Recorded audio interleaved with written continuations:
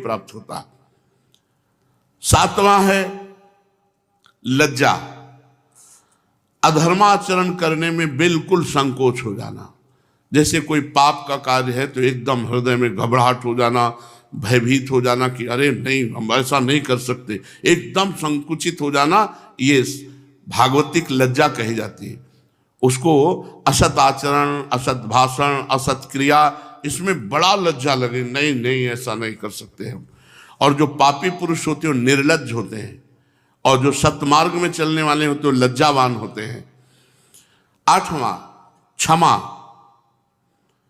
चाहे जितना तुम्हारे प्रति कोई अपराध करे तुम क्षमा कर दो। अपने कर्म जाए अपकारी, उमा क्षमा श्राप होते भारी। यदि आप क्षमा कर देते हैं तो आपका सत्मार्ग बढ़ जाएगा, उसको दंड मिलेगा। अगर आपने दंड दे दिया तो फिर आपका सत्मार्ग लड़खड़ा जाएगा और उसको कोई दंड नहीं मिलेगा।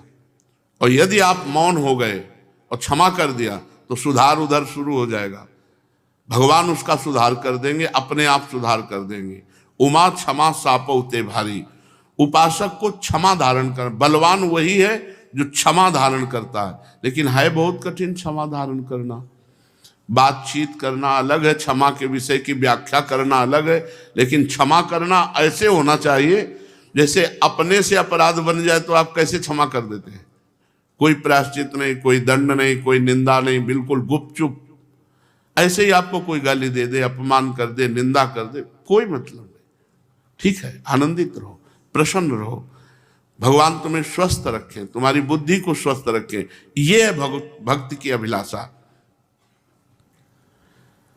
आर्जव, सरल व्यवहार, सरल भाव, सरल भाव जो मन में वही वाणी में वही शरीर में, बिल्कुल छुपाव, बनावटी, दंभ, ये सब भक्त में नहीं होता, ये महापुरुषों में नहीं होता।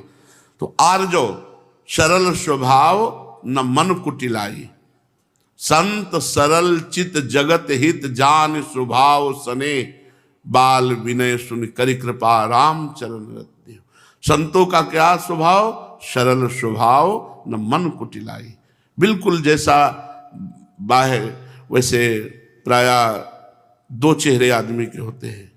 समाज में एक चेहरा होता है, एक एकांत का चेहरा होता है। एकांत का चेहरा बहुत गंदा होता है, तो हमें अपना एकांत जीवन पवित्र रखना चाहिए।